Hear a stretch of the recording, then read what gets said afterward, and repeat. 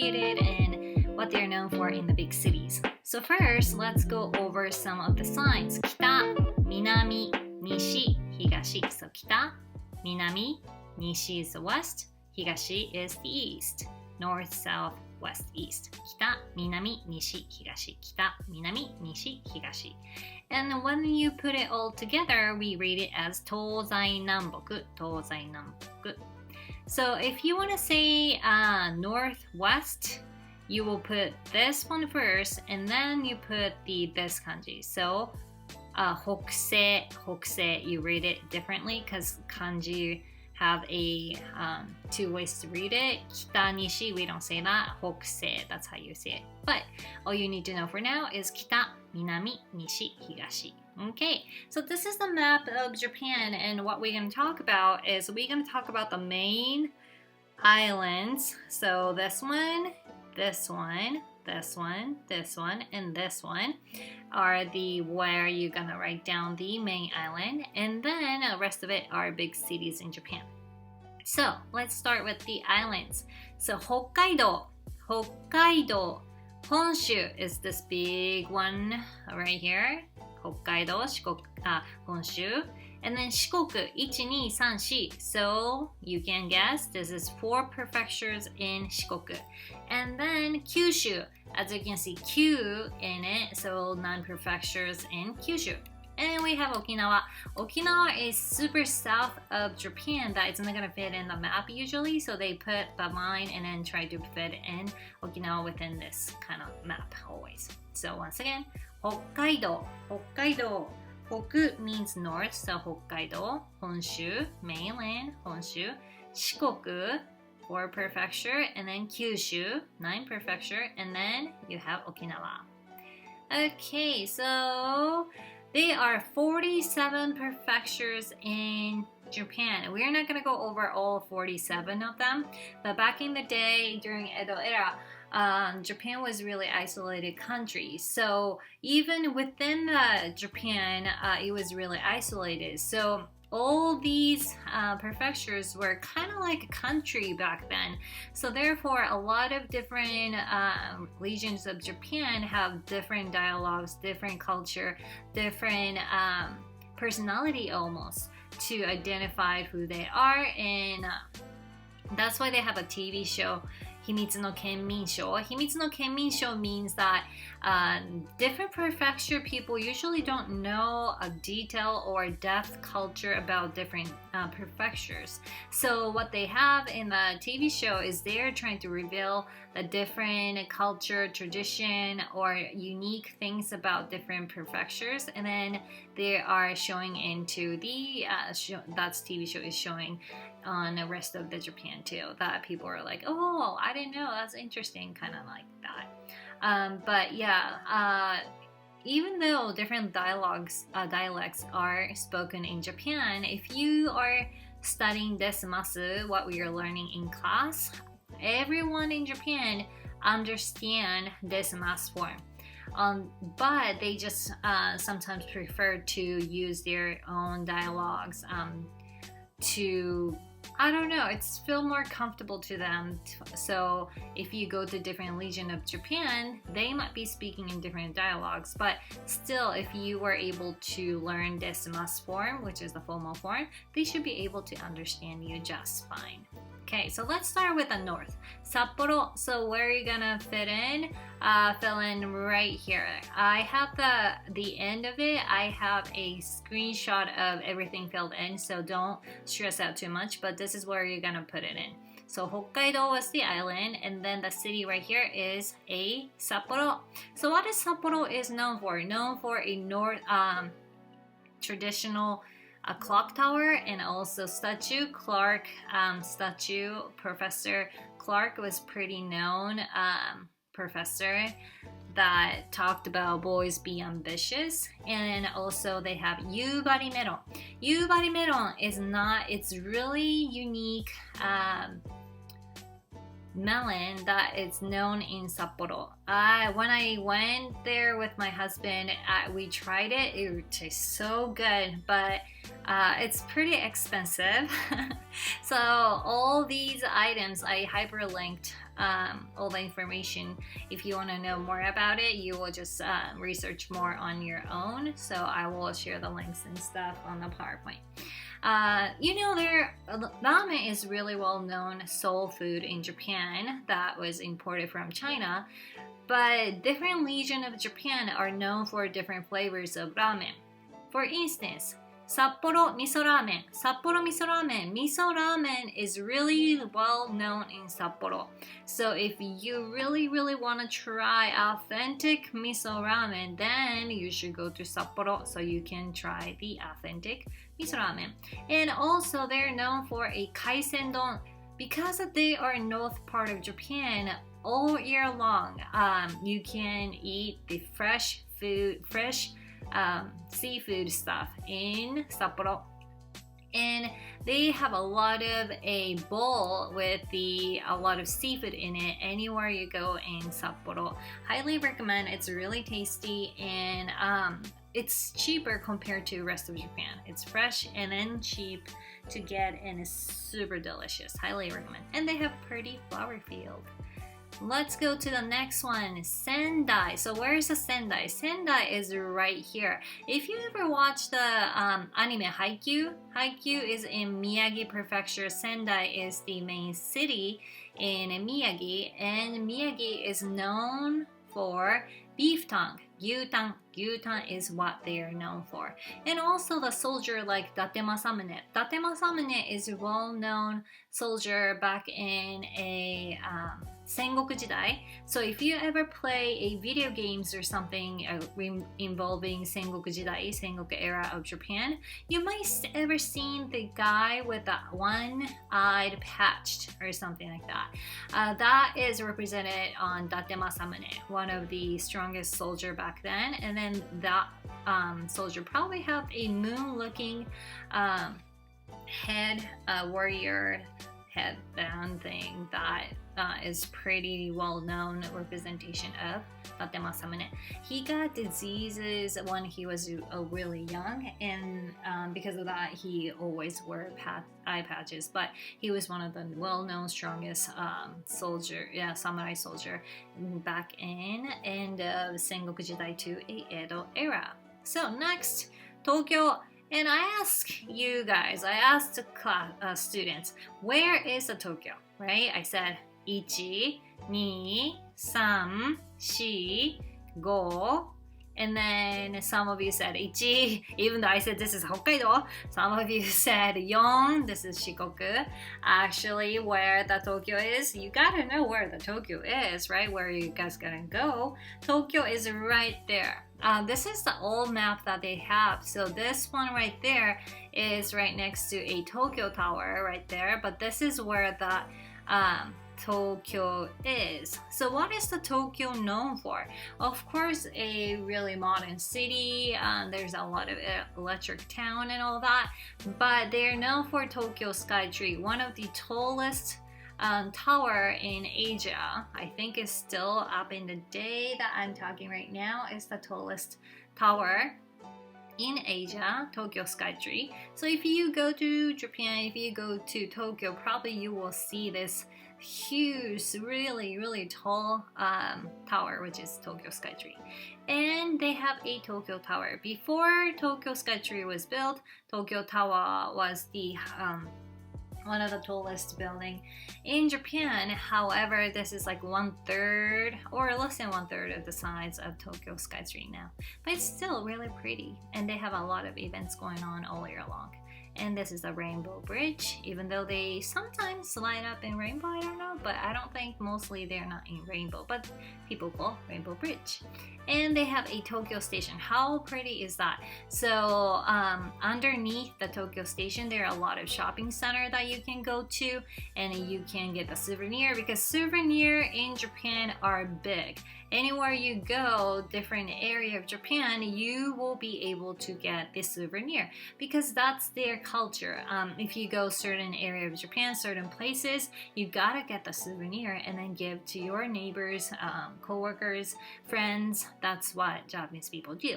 So one of the things that people would get in Tokyo, if they ever visited Tokyo from different prefecture, they will get Tokyo banana. So Tokyo banana, it looks like a Twinkies, but inside a Twinkies, they have a custard, banana flavored custard inside, and they have a different patterns outside. Sometimes they have letters, bears, panther, like this pattern, and they even have a strawberry flavor and a strawberry custard things inside too. It's really delicious. A lot of people get the Tokyo banana at least once, right, when they visit Tokyo.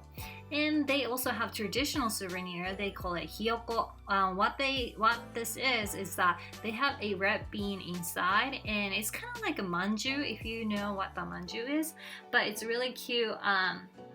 A little bird looking traditional souvenir that people will get. Next, when we talk about Tokyo is the most current capital of Japan, right? But where is the traditional capital of Japan, like old days? People will know that it's Kyoto, right? Kyoto is right there. So where the geisha or Maiko-san right there. So Kyoto is right here. Tokyo is right here. Kyoto and Tokyo. Kyoto, Tokyo, and there's a middle, we have a Nagoya. You see the Fujisan, Mount Fuji right there, but in the middle they are Nagoya, place called Nagoya. Nagoya is between Kyoto and Tokyo, and then they're known for their own culture. So one of the things that I heard about Nagoya people are they're not stingy, but they are really all about saving up their money too. So not everyone, like, you know, you cannot say Americans are blah blah blah, right? Just like that. But majority of people who are in Nagoya are known for a really good with the saving money. And the castle, there are so many castles in Japan. One of the well-known castle is in Nagoya, Nagoya-jo. And why are Nagoya-jo so popular and well-known? Because they have a golden fish, two of them on top of their castle looking like this. And inside is a museum. So when you go inside, you get to see this life-size golden fish, and you can take a photo with it. And I was shocked how big they were. When you see it from outside, you don't realize how big they are because the castle itself is so big. You cannot really tell how big the golden fishes are. But actually, when you are able to take a picture with it, it's really, really big. And it's really pretty castle, Nagoya-jo. And Nagoya is known for their food too. Hitsumabushi, one of the things is hitsumabushi. This is the eel bowl, but they are 3 different ways to eat hitsumabushi. So that's kind of unique thing about a Nagoya hitsumabushi. So how do you eat it? Well, first step, you just eat it as it is. Second step, you put it in this bowl and then you mix with the seasonings right there. There are a lot of seasonings that comes with it, so you mix with the seasonings and then you eat it. Eel bowl with it. So that will be the second step. A third step, you will get the broth or tea with this hitsumabushi. So what you're gonna do is you put the eel, you put the seasoning, you mix it, and then you pour the broth or you pour the tea and then mix it, and then you eat with that everything all together.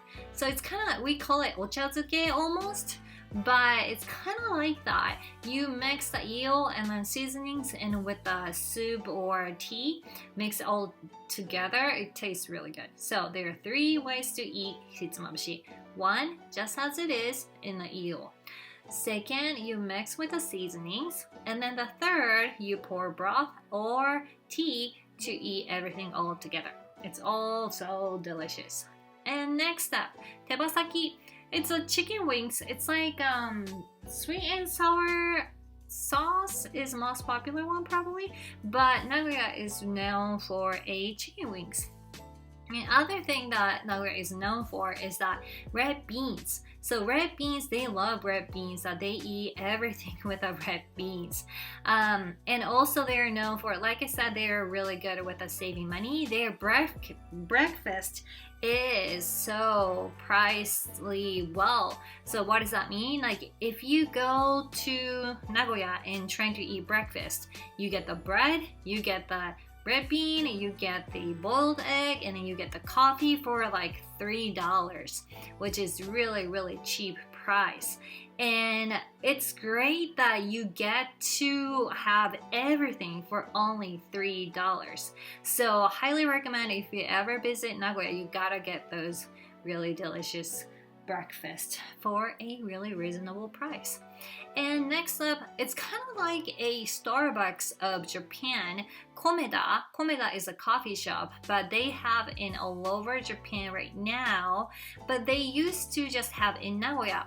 And what they're known for is they have a soft cream on top of almost kind of like a croissant, but they have a pastry bottom, and then they have soft cream on the top. And it's so delicious.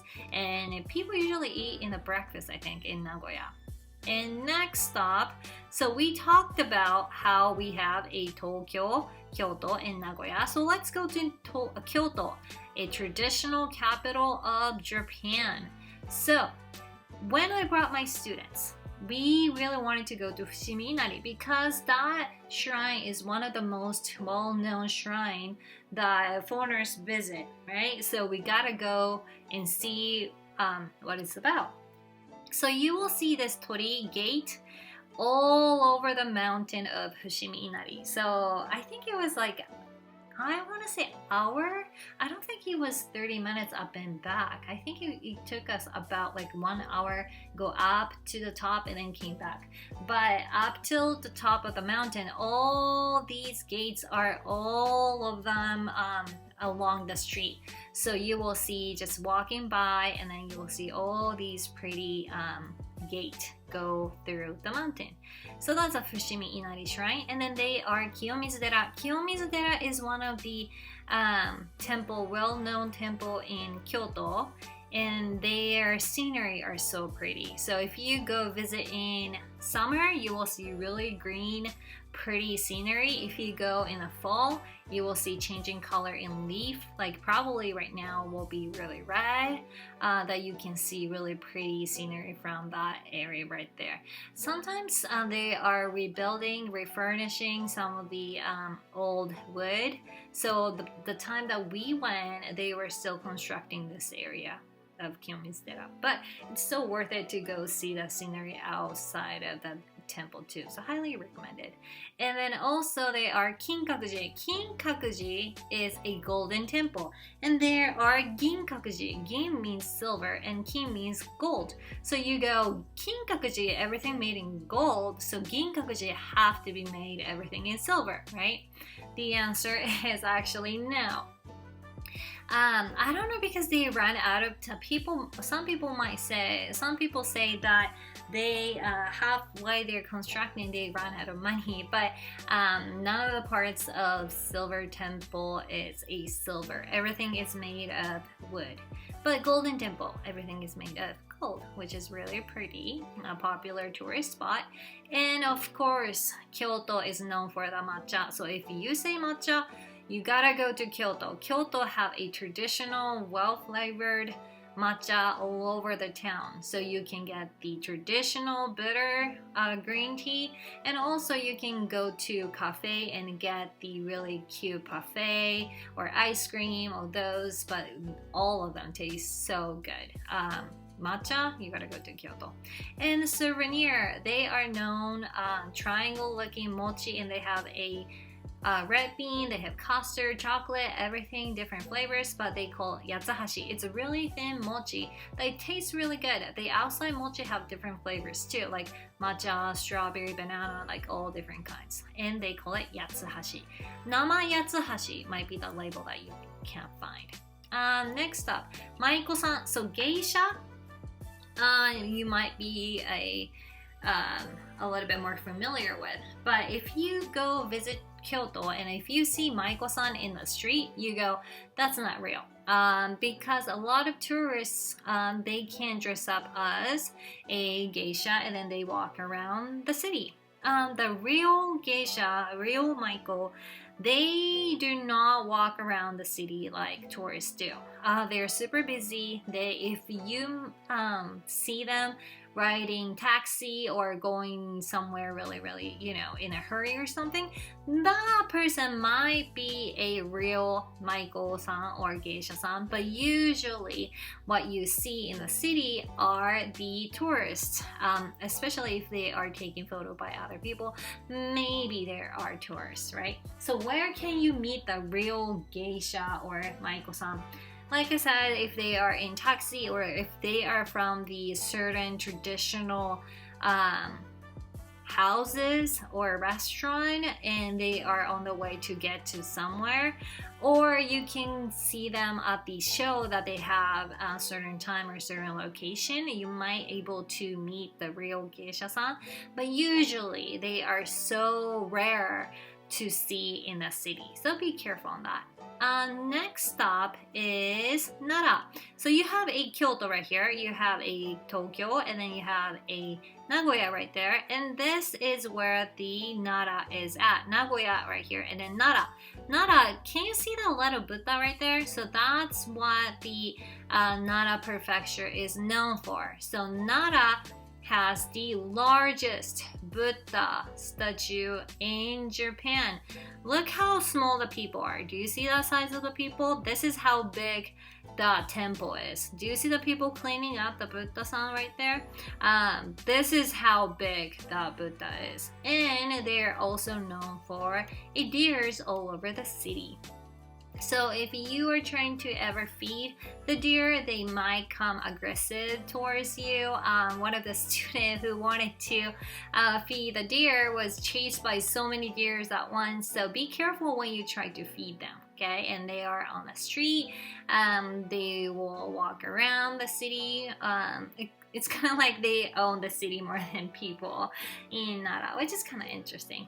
And then, do you see these mascots? So each prefecture have a different mascot. They even have a competition once in a year. And the mascot for a Nara is really interesting looking. They combine the daibutsu with the deer, and then they call it Sento-kun. So Sento-kun is the mascot for Nara, and then they connected the Buddha with the deer, so he has a horn coming out of his head, which back in the day he became really popular. For me it looked really strange, so it's really stuck on my head. But Shikamaru-kun, the other mascot that they have in Nara are Shikamaru-kun. This is way, I think, really cute and represent deer. But anyhow, so each mascot represent each prefecture and sometimes each cities too. So another thing is the souvenir, right? Everywhere you go, you will see the souvenir. Nara, they have, can you guess what this is from the picture? Actually, they are saying the burger of Daibutsu. So even though it's super big, because how big the Buddha is, this is actually really big snack that they are selling apparently to have a popular burger, which is the Buddha burger souvenir snack, which I thought that was really unique and interesting. Let's go to the next prefecture.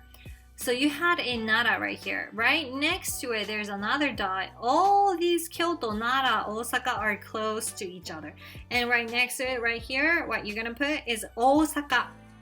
So, Osaka. When you hear Japanese people, what is the first thing come to your mind? Sometimes you might say a shy, really respectful. Those might be a words that you might use to describe Japanese people. Osaka people are nothing like it. So really outgoing, really funny. They are nothing like when you imagine Japanese people would be like. So if you are talking, they will want you to have a ending, funny ending to your story.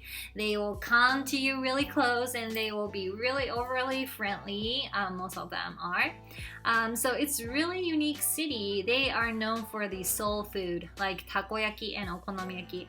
When you go to a Japanese restaurant in the United States, you might see takoyaki every restaurant that you will see, even in a ramen place, right? But if you go visit Japan ramen restaurant, they usually come with a gyoza, which is dumpling, not the takoyaki.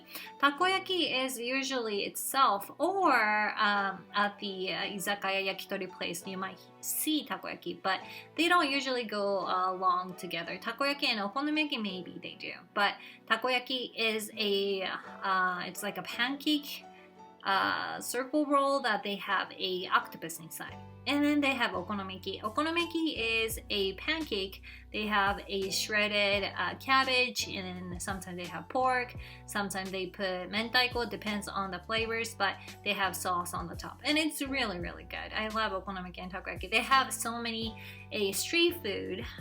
Osaka Dotonbori is known for the street food. So people walk by and they will get a street food and then eat and walk at the same time. It's really cheap and it's really affordable, super, super delicious. That's Osaka is known for, a delicious, affordable price food. And also they're known for a castle, Osaka-jo, one of the largest castle in Japan. And they even have a 3D projection mapping once in a while, which is really pretty. You should go at night and then take a look at the Osaka-jo with the 3D projection mapping. I saw on the YouTube and it looked so pretty. But anyhow, Osaka-jo is one of the well-known castle in Edo era, and they have a sakura blossom trees all over around the Osaka castle. So it's really pretty. Inside is a museum also. So if you ever go visit Osaka, I highly recommend going to Osaka-jo too. And then next stop is Kobe. Kobe, and then you might be wondering, where is Kobe? Kobe is right here. Right here, right next to Osaka is the Kobe is at. Of course, what is known for? Kobe beef. Kobe beef is from actual prefecture in Japan, Kobe. So Kobe is, sorry, not the prefecture, is city, Kobe, Kobe-gyu. And then Kobe-ko, there are port, they're known for import-export, and they have a Chinatown in there too. But Kobe-ko is what the Kobe is known for, import-export area, and also Kobe beef. Next stop is Hiroshima, and you might be wondering, where is the Hiroshima is at? Actually, Hiroshima is a lot left of a Kobe. Right here is a Hiroshima. So what is Hiroshima known for? Hiroshima is known for Hiroshima-yaki. So I told you guys about okonomiyaki, right? So when each prefecture have pride in their prefecture, of course. So Osaka people will say okonomiyaki is ours, and Hiroshima people will say okonomiyaki is ours too. So when they are talking about okonomiyaki, they both said okonomiyaki is ours.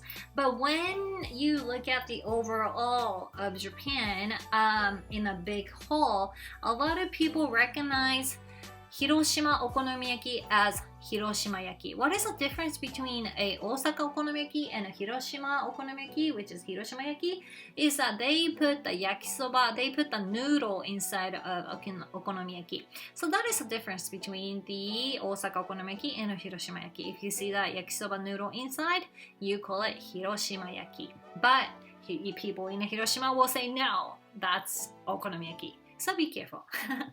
And then the other thing is, of course, the souvenir is momiji manju, maple leaf looking manju, and it's really known for, and it's really good. And it's Tsukushima Jinja. Tsukushima Jinja is one of the unique shrine of Japan that certain time in the day they will be under the water. Certain time of the day, the entrance gate will be above the water.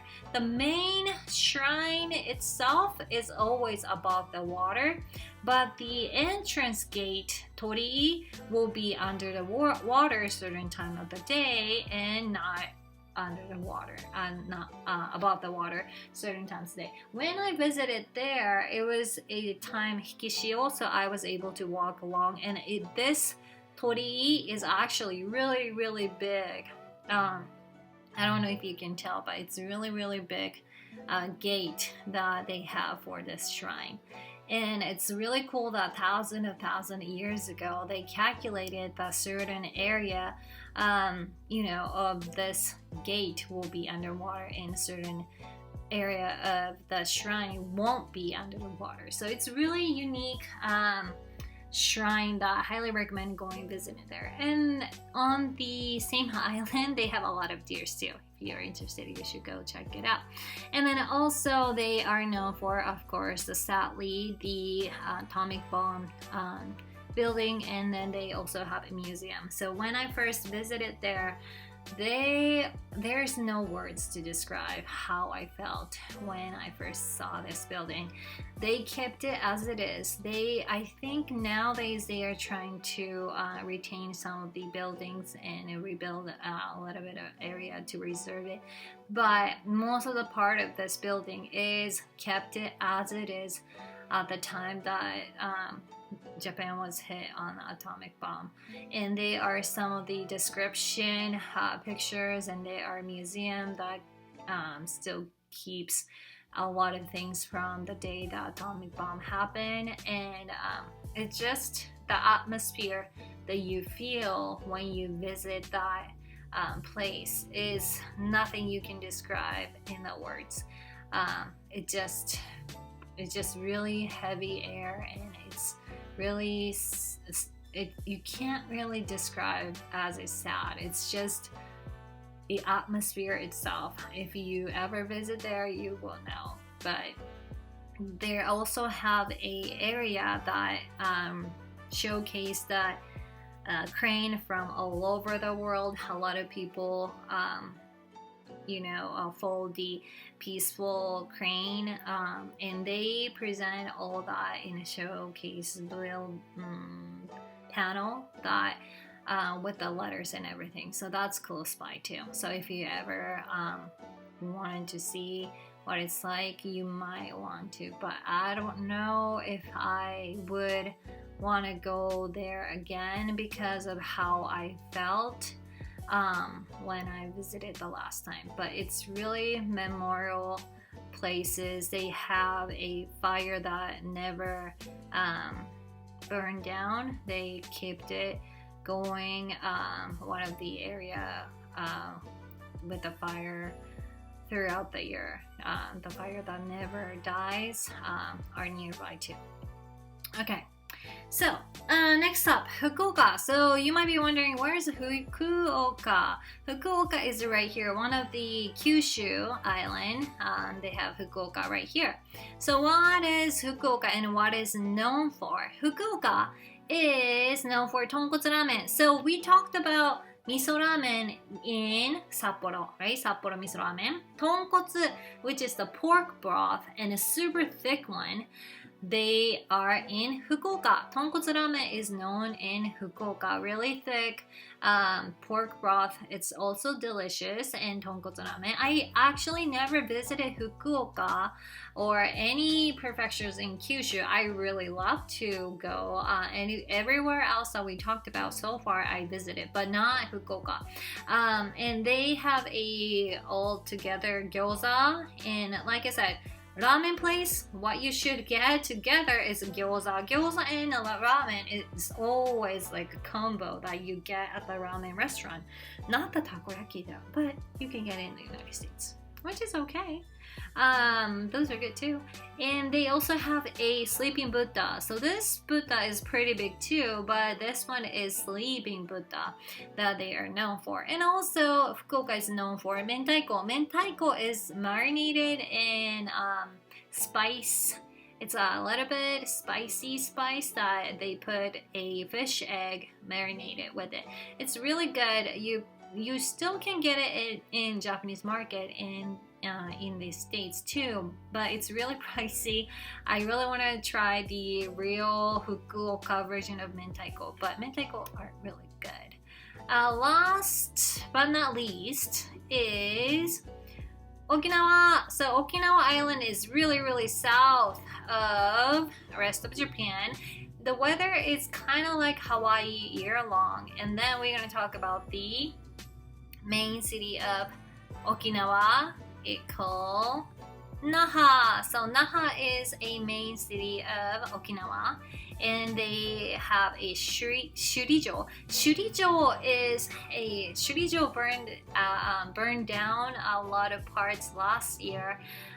So when that happened last year, a lot of students from my previous year who I took them to Japan, they were reaching out to me and they were concerning, they were worried about the people who we met as a host family in Okinawa. This is one of the oldest castle in Japan, and everything was painted in red, and it was so sad that when that was burned down, I think they are still in recovery of rebuilding this area of the castle, but it was so sad that it was burning down. I don't think they ever found out the reason of it, but it was burning down last year. And they're known for Okinawa soba. Okinawa soba. Soba is one of the noodle, not ramen, not udon, soba. But Okinawa soba is really unique. It's really thick noodle, and also their soup is really unique compared to the rest of Japan. It tastes really good with the pork, thick pork slices are in it. It's so delicious. I'm so glad I tried when I was there a couple of times. And they also have a sataandagi. Sataandagi is a kind of like a deep fried donut, but it's circle and it's really good. Sataandagi. They really do have a culture really unique, kind of like a different Asian countries or might be similar to this Okinawa culture than rest of Japan almost, because they do eat all the parts of pork and they do sell it in a regular grocery store. Rest of Japan, I don't think they sell every single parts of pork in their regular grocery store, but they do in Okinawa, which is really interesting. And they also have a different dialogues, really heavy one compared to the rest of Japan. And people are super laid back. Like I said, their weather is kind of like Hawaii all year long. People are super nice. This is one of the seaweed, umibudou. It's like a popping seaweed. It's really interesting, and if you ever go, you might want to try those authentic Okinawa food. They are known for their aquarium too.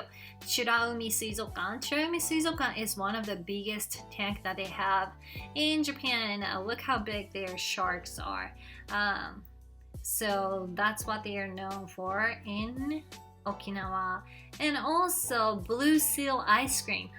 I heard that they are originated in the United States, yet I never seen Blue Seal ice cream in the United States yet. In Okinawa, this is a really popular ice cream. If you ever go visit Okinawa, you will see a lot of Blue Seal ice cream shops.